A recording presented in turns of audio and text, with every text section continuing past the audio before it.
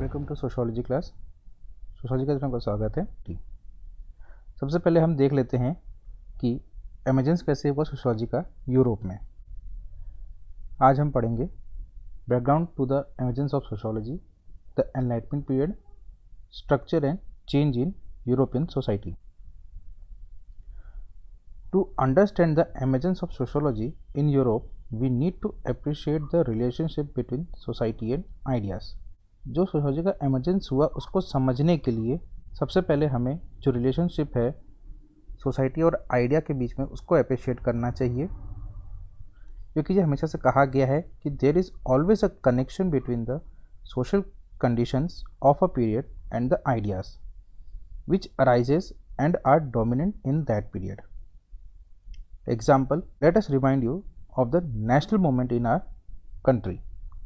When Indians was under the British Raj, we had to suffer all the ills of colonialism. हमें जैसे पता है कि India पे ब्रिटिश ने राज किया था और हमको गुलाम बना के रखा हुआ था। उस वक्त इंडियंस जो थे वो इकोनॉमिकली एक्सप्लॉइट हुए थे, पॉलिटिकली बॉन्ड हो गए थे, सोशली ह्यूमिलेट किए गए थे, उनके कल्चर को भी डिस्ट्रॉय किया गया था। At the same time the Indian middle class emerged.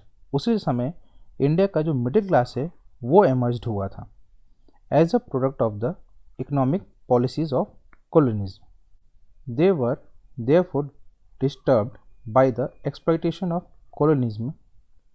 वो लोग इतने डिस्टर्ब हो चुके थे इस कॉलोनिज्म के एक्सप्लॉइटेशन से कि उन्होंने राइटिंग स्टार्ट कर दिया था, कैंपेन चालू कर दिए थे और एक building up a movement to free India चालू किया था। Culture, theatre, songs, literature were pervaded by the spirit of freedom. Munshi Premchand, उनकी एक नॉवेल है Karmabhoomi which was serialised on television in 1980s depicts the change of that time. उन्होंने जो कर्मभूमि लिखी थी उसको 1980s में टेलीविज़न में एक सीरियल के द्वारा लोगों को टीवी में दिखाया गया था, जो उस वक्त के लिए बहुत बड़ा चेंज था। In this context that we need to see the emergence of sociology as a discipline. इसी कॉन्टेक्स्ट में हम देख सकते हैं कि यहाँ पे सोशियोलॉजी एज अ डिसिप्लिन का एमरजेंस हुआ था।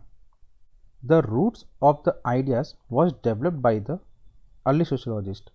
ये जो एनलाइटमेंट पीरियड है इसमें जो आइडिया का रूट था उसको डेवलप किया गया था अर्ली सोशियोलॉजिस्ट जो थे यूरोप में, और उनका मेन ग्राउंड था सोशल कंडीशन जो वहाँ पे चल रही थी उस वक्त। The emergence of sociology as a scientific discipline can be traced to that period of European history. जो एमर्जेंस है सोशियोलॉजी का एज अ साइंटिफिक डिसिप्लिन में, वो यूरोपियन हिस्ट्री में उस वक्त देखा जा सकता है, इसको ट्रेस मिलता है। which saw such tremendous social, political and economic changes as embodied in the French Revolution and the Industrial Revolution. This period of change in European society is known as the Enlightenment period. इस period के जो change हैं European society में जो हुए थे उसी को कहा जाता है enlightenment period. The enlightenment period marked a radical change from the traditional thinking of feudal Europe. ये जो एनलाइटमेंट पीरियड हुआ था इसने एक रेडिकल चेंज लाया था जो traditional thinking of feudal Europe का था। The roots of the ideas such as the believe that both nature and society can be studied scientifically. जो आइडिया का रूट था उसका मेन मतलब ये था कि उनका ये मानना था कि जो बोथ नेचर और सोसाइटी जो दोनों चीज़ें हैं उसको हम साइंटिफिकली स्टडी कर सकते हैं।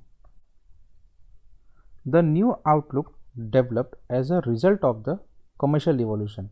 जो नया एक आउटलुक निकल के आया उसका रिजल्ट था एक commercial revolution and the scientific revolution. ये दो तरीके के रिवॉल्यूशन उसमें हुए and crystallised during the French and the industrial revolution gave birth to sociology as a discipline. ये जो कमर्शियल रिवॉल्यूशन था, साइंटिफिक रिवॉल्यूशन था, फ्रेंच रिवॉल्यूशन और इंडस्ट्रियल रिवॉल्यूशन, ये जो रिवॉल्यूशन चारों हुए, इन्होंने ही बर्थ दिया सोशोलॉजी एज अ डिसिप्लिन. अब हम देख लेते हैं structure and change in European society. Old Europe was traditional. पहले की यूरोप जो थी वो ट्रेडिशनल हुआ करती थी. Land was central to the economic system. वहाँ के जो लैंड थे वो इकोनॉमिक सिस्टम के जरिए जुड़े हुए थे. There were owners of land and the feudal lords and the peasants who worked on the lands. वहाँ पे लैंड के ओनर हुआ करते थे, मालिक हुआ करते थे, फ्यूडल लॉर्ड्स थे, पीजेंट्स थे जो कि वहाँ पे लैंड पे वर्क किया करते थे. Religion formed the cornerstone of society. जो सोसाइटी का मेन जो नींव रखा गया था, मेन पत्थर जो थे चारों कॉर्नर, वो रिलीजन के ऊपर बेस्ड थे. The religious head decided what was moral and what was not. जो रिलीजियस के हेड हुआ करते थे वो डिसाइड करते थे क्या चीज़ मोरल है और क्या चीज़ मोरल नहीं है. Family and kinship were central to the lifes of the people. Family और किनशिप जो है वो सेंट्रल था लोगों के जिंदगी पे. द न्यू यूरोप अर्स्ड in by the two revolutions, the French and the industrial, challenged each and every central feature of old Europe. ये जो फ्रेंच और इंडस्ट्रियल रिवॉल्यूशन हुआ था, इन्होंने चैलेंज किया था, इस रिवॉल्यूशन ने चैलेंज किया था ओल्ड यूरोप के जो सेंट्रल फीचर थे, ओल्ड यूरोप के जो भी सेंट्रल फीचर थे उसको इसने चैलेंज किया था. क्लासेस वर रिकग्नाइज्ड. उस वक्त क्लासेस जो है वो रिकग्नाइज किए गए. उस वक्त ओल्ड क्लासेस वर ओवरथ्रोन, न्यू क्लासेस अरोज. जो ओल्ड क्लासेस थे वहाँ पे उसको वहाँ से निकाल फेंका गया और जो न्यू क्लास था वो वहाँ पे लाया गया. जो रिलीजन था उसको क्वेश्चन किया गया. इसकी वजह से रिलीजन जो है वो अपना इम्पोर्टेंस ख़त्म कर दिया. Family loyalties gave way to ideological. The position of women change. Women की जो वहाँ पे पोजीशन थी वो चेंज हो गई. Finally monarchy was overthrown. जो वहाँ की मोनार्की थी लास्ट में वो भी उसको भी बाहर कर दिया गया. Democracy was heralded in. Democracy जो थी उसको लाया गया. आज का लेक्चर यहीं पे एंड होता है. कोई भी क्वेश्चन हो तो आप कमेंट सेक्शन में पूछ सकते हैं.